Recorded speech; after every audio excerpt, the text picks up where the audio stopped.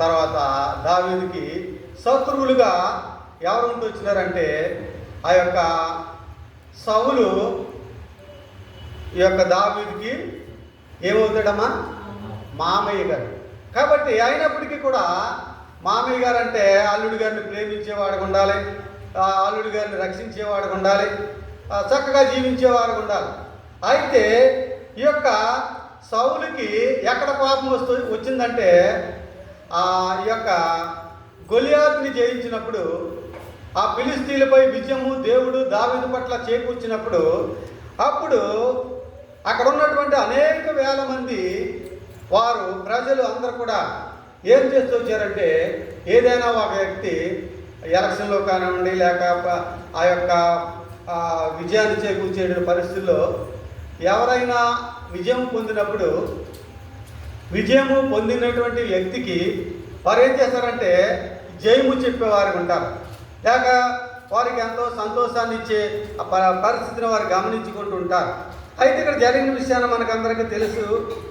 ఆ యొక్క గొలియాతుని జయించడానికి ఎన్నో సంవత్సరాల నుంచి గొలియాతుని ఈ యొక్క ఇశ్రాయేలు జయించలేకపోతూ ఉన్నారు. కనుక జయించిన తర్వాత ఈ యొక్క దావీదు దేవుని పట్ల భయం కలిగి దేవుని విశ్వాసంతో ఆ యుద్ధంలో దేవుని దగ్గరికి మొరపెట్టినప్పుడు, దేవుని దగ్గర ప్రార్థన చేసినప్పుడు దేవుడు అతనికి శక్తి ఇచ్చినాడు, జయించేటువంటి ఆ శక్తి ఆయనకు అనుగ్రహిస్తూ ఇచ్చినాడు. కనుక ఆ యొక్క గొలియాతు చాలా పొడవైన వాడు, బలమైన వాడు. కనుక గొలియాతు యొక్క చేతిలో ఆ యొక్క ఈటె ఎంతంట? వేటగాని యొక్క దోణి వంటిదంట. మనము దోణిలు అనేది చిన్న పడవలాంటిది అనమాట.